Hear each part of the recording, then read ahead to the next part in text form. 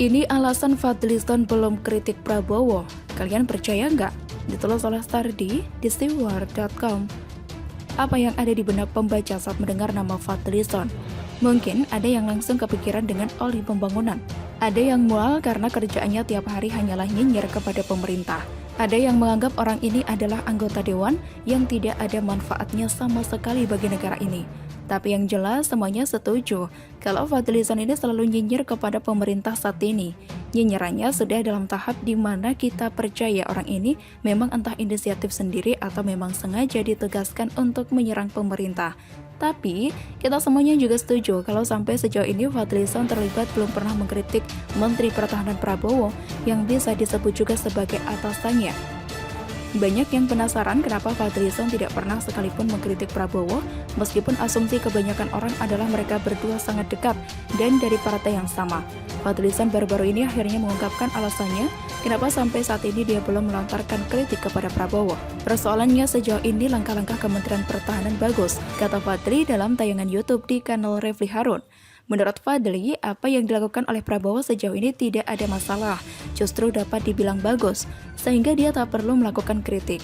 Banyak keputusan atau kinerja Prabowo yang baik untuk Indonesia. Bahkan bisa mengoreksi deal-deal pembelian-pembelian, mungkin apa alutsista yang kurang tepat dan sebagainya itu kan bagus dong, kata Fadli. Fadli membantah jika tidak adanya kritik kepada Prabowo karena ada kedekatan dan sebagainya.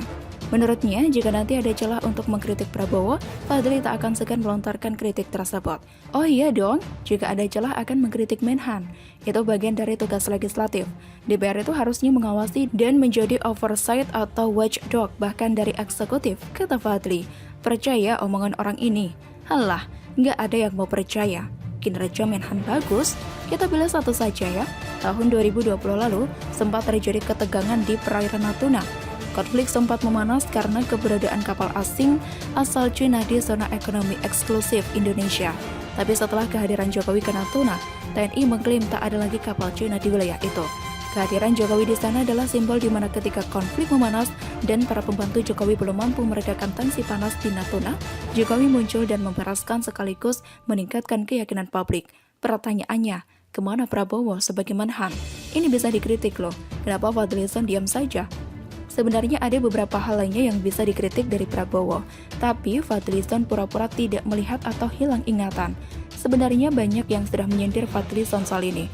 Fadlizon diduga tidak berani mengkritik Prabowo karena mungkin galak.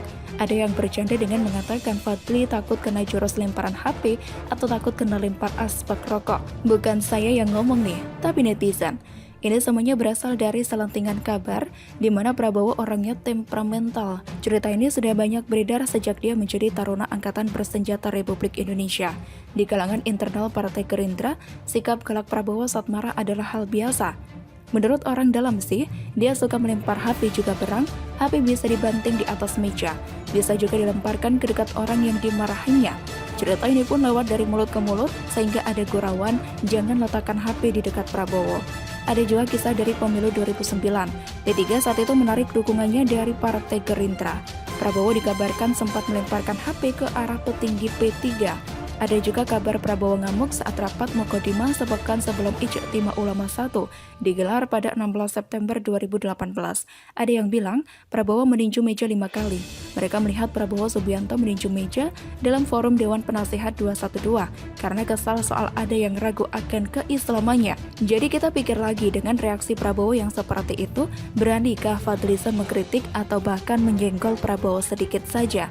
Alasannya selama ini kinerja Prabowo bagus. Bagaimana menurut Anda? Hari ini melalui Pak Mensesnek, Presiden telah menyampaikan surat Presiden mengenai usulan calon Panglima TNI kepada DPR RI atas nama Jenderal TNI Andika Perkasa SEMAMSC.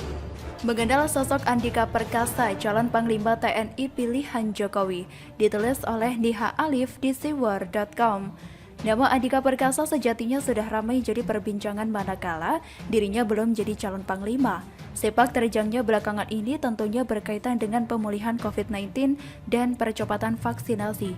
Sebelum itu Andika Perkasa juga sempat menjadi idola tatkala dirinya membantu mantan atlet Indonesia dan anggota TNI yang ganti gender. Andika Perkasa juga populer lantaran menghapus tes keperawanan. Lantas, benarkah isu pengangkatannya terkait merapatnya Indonesia ke Barat? Secara personal, Andika adalah menantu mantan Kepala BIN, AM Hendro Priyono sekaligus Kasat. Andika diberitakan merupakan lulusan Amerika Serikat dari S2 hingga S3. Kedekatannya dengan perwira militer Amerika ditengarai salah satu netizen dengan akun @leonita_lestari bisa menyelesaikan konflik di Papua. Karena selama ini para provokator Papua berlindung di balik dua negara, yakni Australia dan juga Inggris. Sedang Amerika Serikat sendiri tak pernah mempermasalahkan pengambil alihan saham Freeport. Dengan masuknya dominasi Amerika Serikat, isu pengaruh TKI atau Tiongkok juga diharapkan bisa ditekan. Sebelumnya diberitakan oleh detik.com, Jenderal Andika Perkasa lahir di Bandung 21 Desember 1964. Di awal karirnya, dia menghabiskan waktu untuk studi di luar negeri. Andika memiliki 3 gelar master dari universitas di Amerika Serikat. Andika menjalani pendidikan di Norwich University. Dia juga melanjutkan studi di National War College, yang merupakan bagian dari National Defense University, Washington DC pada 2003. Pada 2005, Andika menimba ilmu di George Washington University. Dia juga adalah lulusan terbaik SESCAD Angkatan 1999-2000. Karir TNI-nya bermula sejak lulus dari Akademi Militer atau AKMIL pada 1987, yakni berada di grup 2 para komando Kopassus. Dia juga sempat bertugas di Satuan Elit Penanggulangan Teror SAT 81 Goltar Kopassus. Pada 1990, Andika pernah melaksanakan operasi militer di Timur Timur. Di lokasi yang sama, Andika juga pernah melakukan operasi teritorial. Pada 1994, dia melakukan operasi bakti TNI di Aceh. Dia juga disebut-sebut pernah melakukan misi operasi khusus di Papua. Pada 2001, menantu ex-Kepala BIN Hendro Priyono ini pernah bertugas di Departemen Pertahanan. Dia juga pernah berkarir di BAIS. Pada 2002, Andika menjabat sebagai Danyon 32 Grup 3 Sanda Kopassus. Andika juga pernah memimpin penangkapan seorang yang dituduh sebagai pimpinan Al-Qaeda Omar Al-Faruq di Bogor pada 2002. Karena beberapa kali pindah tugas pada 2011, Andika dipromosikan sebagai Komandan Rindam Jaya dan mendapat pangkat kolonel. Andika diangkat sebagai Komandan Korem 023 Kawal Samudra di Sibolga pada pertengahan 2012.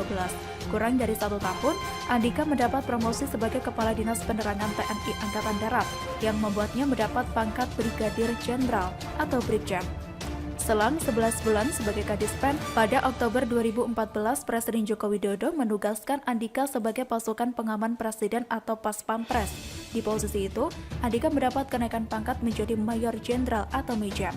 Pada Mei 2016, Andika mendapat promosi jabatan sebagai Pangdam 7 Tanjung Pura. Sejak saat itu, karirnya terus menanjak. Andika mendapat promosi sebanyak 3 kali selama 2018. Di awal tahun, dia menjadi Komandan Komando Pembinaan Doktrin, Pendidikan dan Latihan atau Dankodiklat TNI Angkatan Darat. Di jabatan itu, Andika menerima pangkat Letnan Jenderal atau Legend dengan bintang 3. Pada Juli 2018, Andika diangkat menjadi Panglima Kostrat atau Pangkostrat, menggantikan Legend Agus Kriswanto yang pensiun. Selang 5 bulan kemudian, Andika dilantik sebagai pemimpin tertinggi TNI Angkatan Darat. Presiden Joko Widodo melantik Jenderal Andika Perkasa sebagai Kepala Staf Angkatan Darat atau Kasat di Istana Negara Jalan Veteran, Jakarta Pusat pada 22 November 2018. Selain itu, mengutip dari tribunnews.com, Andika juga merupakan lulusan Harvard University dengan total kekayaan 179 miliar. Sebagian hartanya diperoleh dari hibah. Melihat sepak terjangnya selama ini, rupanya keinginan Jokowi menjadikannya Panglima TNI juga tak luput dari visi deradikalisasi.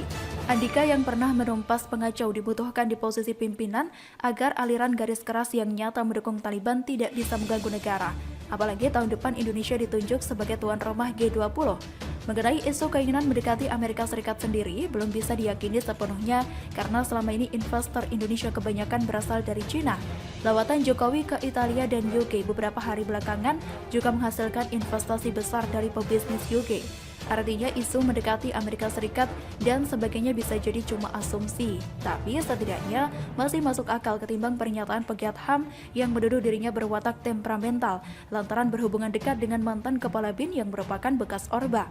Akhirnya saya menilai penunjukan Andika yang katanya akan pensiun semata untuk menjaga stabilitas Indonesia setahun ke depan, terutama wilayah darat yang berkaitan dengan penyelenggaraan G20.